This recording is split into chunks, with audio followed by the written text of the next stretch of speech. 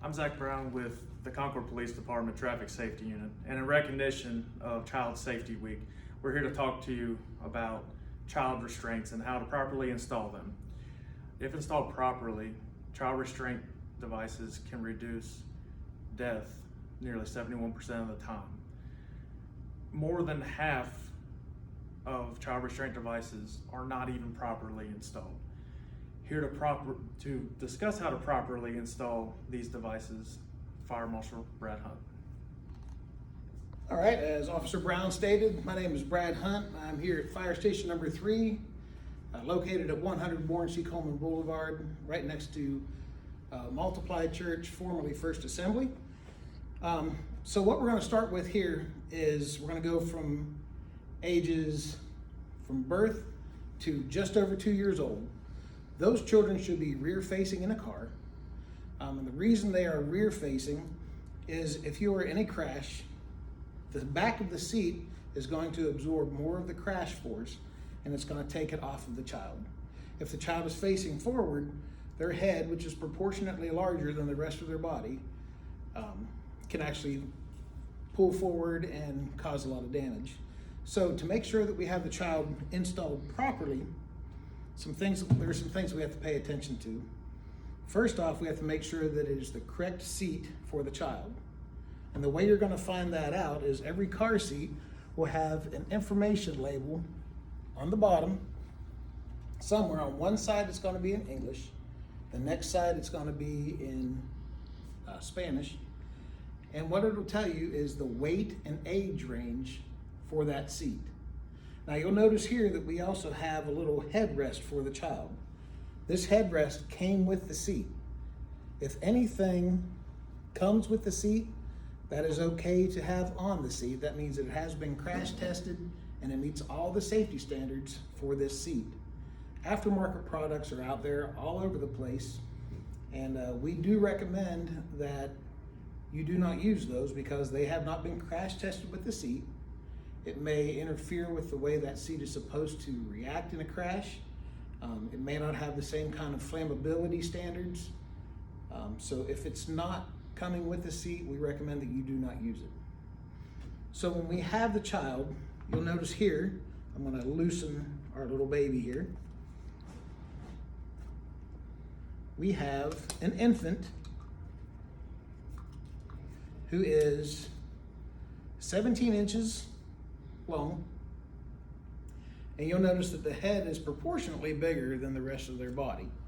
So the head kind of flips around and all. So the recline position for a rear facing seat is very important. If the seat is sitting up too far, their head's going to flip forward, which can make it difficult for them to breathe. Or if they do have food in their mouth, it can cause them to aspirate it or choke on it because they can't swallow it properly. So when you have the child in the seat, you want to make sure a couple things, that these straps coming out are at or below the shoulder height of the child. So for rear facing, it's at or below, because you want that seat to kind of hug them into the seat and not let them slide up out of it. So when you're doing this, you have a 5-point connection. You're going to have one going in here, and you want to do the bottom latches first, or bottom buckles. And any place you can have a pinch point, we recommend you put your hand back behind it, because babies won't mind your car seat until you pinch them the first time, and then they're going to hate it after that. So once you get your buckle in, get your next buckle, and this part here, the chest plate, we're going to leave for last, and this is why we do that. You'll notice how loose the straps are. When we pull this up, if we had this buckled, that would have gone up into the baby's neck, and we don't want to cause any kind of strangulation or any kind of damage to the child. Here's another pinch point. Now we're going to put our hand back behind here and click it. We want this to be even with the armpits of the child. To see if we have the child in here snug enough, we just want to make sure we cannot pinch the fabric on the straps. Okay? Now, the child's head is going to be the best indicator. If the head lays back, then we have a good recline position. If it flips forward, we know we need to adjust that. Okay? Now, on this seat, you can see that we have the lower anchors, which is a convenient latching point for installation of car seats. The number one thing we find with this is people love to put the car seat in the middle because that's a very safe spot. If you're in a side impact, you have that much more space. You have a whole seat space before you get to the child. So we do recommend, if you just have one child in the back, the middle is the safest spot. But typically, the lower anchors are only on the outboard side, the driver's side or the passenger side. In the middle, they just usually have a seat belt. The best way to find that out is go to your vehicle's owner's manual and check. It'll be listed under child restraints, and find out where your lower anchors are. If you put one, if they're too far apart, you're never going to get the seat tightened up properly. This seat also is it can be rear facing and forward facing. And the way you can tell that is you have a belt path, and the reason it's called a belt path is that's where the seat belt would go through. That's for rear facing. And then if we turn it around, we have a second one, which is for forward facing. So when this child gets to be above 2 years old and the proper weight, then we can turn the child around. A lot of people, when they get the child that's they're 1 year old, they always think that, hey, they used to be able to turn them around. Can we go ahead and do that? We're going to give them the best practices. The body hasn't fully developed like it needs to, so having them rear facing is still going to be the safest way for them to travel. So we're not going to turn that child around until they are older than 2 years old.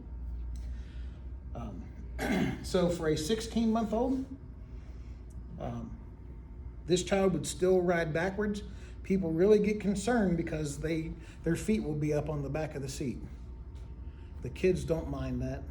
They've been kept in a fetal position for 9 months already, so their feet will cross and they'll just be fine on that. So keeping them rear facing so the crash forces will stay against the back of the seat is still what you want. Now when we get to a forward facing, a couple things I want you to notice here is the straps are located at or above the shoulders of the child. We still have it where you can't pinch the fabric. We still have the breastplate at the armpit level. And we have the child sitting in an upright position. This seat here is called a combination because it can be a forward facing with the internal harness, but once they max out on the weight, it can be a belt positioning booster, meaning that the car seat or the vehicle's seat belt can be used as the restraining device. And this seat will just position them where the seat belt needs to hit them on their body, which is their collarbone for the shoulder strap and their hip bones for the lap belt. For a child to come out of a car seat, they need to be 8 years old or 80 pounds. And they have to be 4 feet 9 inches tall, which is going to be for their bottom to be up against the back of the seat and their knees hit the front of the seat and their legs go down in front of it.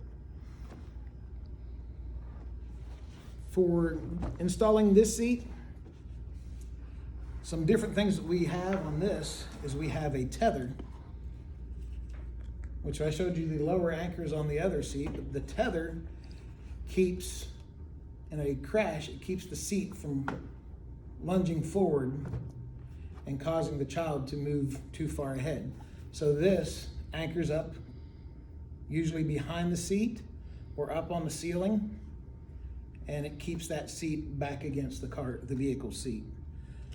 This brings me to my next topic of having a child that is in a vehicle with the windows up and the car off and there's nobody inside it besides the child.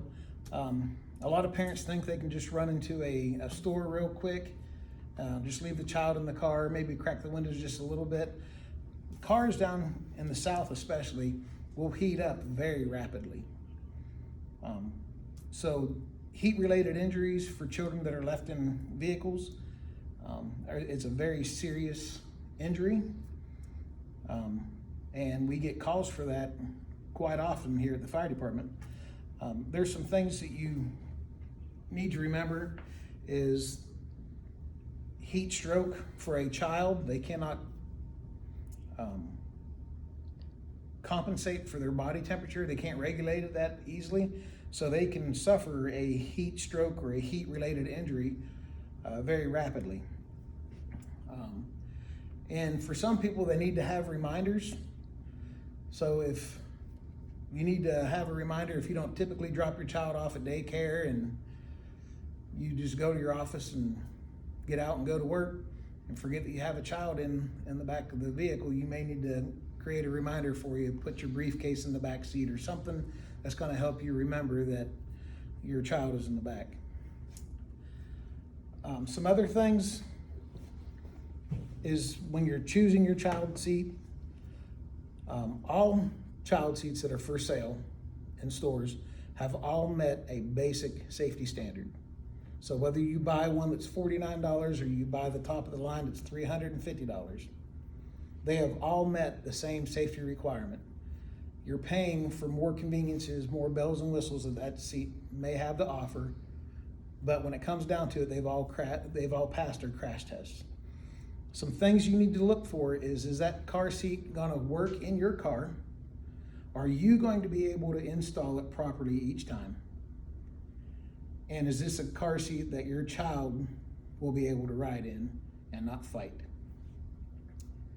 If you have problems determining which ones you need, or if you have problems installing a car seat, you can come to Concord Fire Station number 3, which again is located at 100 Warren C. Coleman Boulevard, right next to Multiply Church, which is formerly First Assembly, and we will help you get that car seat installed.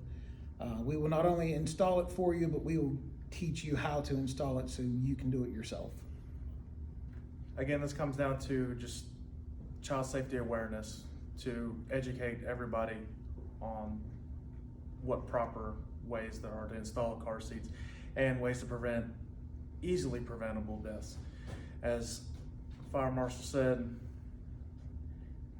the limit is 8 years old and 80 pounds to come out of a car seat. But a child that's less than 12 years younger or less should not be riding in the front of the car. That's simple safety measures. A lot of the cars still show that a child should not ride in the front because of the airbags. And the airbag impact could severely injure a child of that age. If you have any questions, concerns, or anything about installing car seats, as Fire Marshal Hunt said, come down to 100 Warren C. Coleman Boulevard to Fire Station 3 and ask any questions you have with your car seat. Call to the police department that we can answer any type of questions that you might have regarding any specific laws in North Carolina. Again, if you go to the fire station to see if the car seat works for you or not, or is properly installed, I caution you, do not put that child in that car seat until we know it is properly installed. If you're a first-time mother expecting, I urge you to come to the fire station before the child's born, make sure everything is properly set. That way you have no concerns at the time you take the child home from the hospital. Again, feel free to call down the Concord Police Department, Concord Fire Department, if you have any questions at all regarding child safety.